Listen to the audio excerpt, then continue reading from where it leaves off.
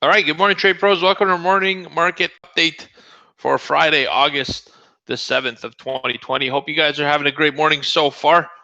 Um, I'm standing, so I got to adjust the camera a bit. All right, so let's talk about a few things. First and foremost, the most important thing in today's market was the jobs report. All right, the jobs report this morning, it's like a private payroll. It's called non-farm payrolls, jobs excluding farming because farming is volatile. All right, it came out pretty positive.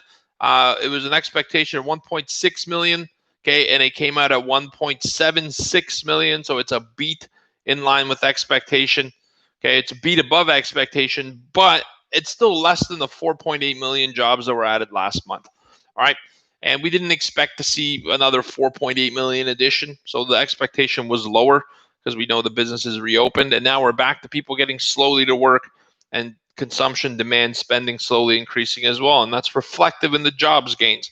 1.7 million is what we got on the non-farm number. All right. The other part of this report is average hourly earnings. It was an increase of 0.2% on a month-over-month basis.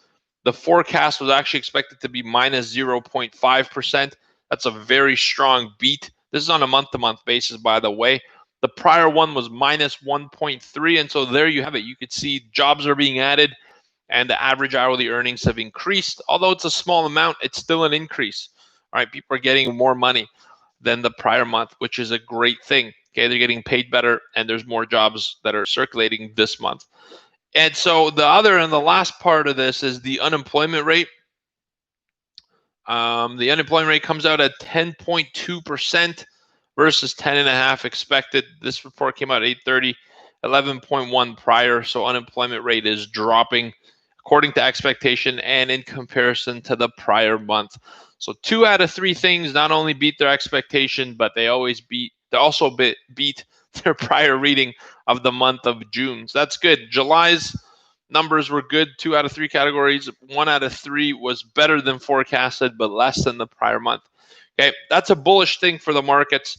And early on, we had a pretty bullish. It wasn't really pretty bullish, but we had a reaction from the 30s to about the 44, 45, half on the S&P 500 futures. And a little bit of a pullback trying to get. I missed it. And so, morning's trading hasn't been fantastic, but it's been kind of quiet too. I only had one trade, and I'd like to put a few more on after it opens at 9:30. You're going to see more volume, more volatility rush in as people try to do trades before the closing bell. All right, and so that's where we're at in terms of non-farm payrolls. It's a good report. And another reason why I was looking at the bullish side is that the ADP numbers this week were really bad. ADP missed big, and I think people were expecting kind of a crappy report, but we didn't get one. We got a really good jobs report. So let's see what we get. A little bit of a pullback here. We've pretty much erased all the gains of non-farm payrolls this morning. Sorry, I got a medicine ball I sit on. It's not a medicine ball. It's actually an exercise ball that I sit on. It's rolling around. So that's where we're at this morning. Other things to note, there isn't any meaningful discussion planned to happen. It could, but there are no planned discussions between Democrats and Republicans on the bill. Donald Trump may consider executive action.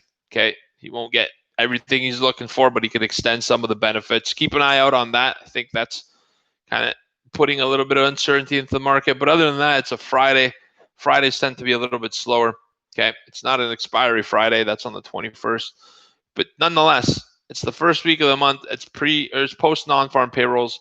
Look from 9:30 to 11:30 for some opportunity. And when European markets close, you should probably go too. If you're not at the bar by noon on a Friday, you're probably trading bad. All right, you're just not having a good day. That's okay. Or if you're not out of the office, you don't have to be at the bar. All right, in today's markets, Japan's down 0.4%. Hong Kong is 1.6% down. China's down 1 also. India's flat, so right across the board in Asian markets. In Europe, pretty much flat, except Paris. It sees a little bit of weakness this morning, down 0.3. And then the U.S., Dow, S&P, and NASDAQ were down 0.5%. Okay, on these non-farm payrolls, we rallied up to the prior day close, and now we're kind of resuming the weakness, and we're back down to being down 0.5%. All right, so a little bit of sell-off here in equities, and that could continue. Could be one of those things where, hey, it's a Friday, it's a great jobs report, let me sell some of my position. which could lead to a good report being negative for the market on order flow. All right, let's see what happens. In the morning after we open, the next 20 minutes or so, we're going to see where the inventory comes out to. But I do see a pretty bearish pre-market setting up, which could lead into the open. Keep an eye on that. Crude oil down 1%, pretty much flat. Gold is getting very close to my fade the trend indicators. I almost have no choice but to get a short position on gold, but I'm still holding off ever so slightly. Still got to see one more thing happen. And it could happen today. Looking at the economic calendar, we had non-farm payrolls. We had wholesale trade this morning is coming out at 10. Baker Hughes at 1 p.m., 3 p.m. consumer credit. This was the big report of the week. And so I think it will cause some volatility after the open. It isn't doing it at the moment, but we're down off that 45 now. We're down about 15 points.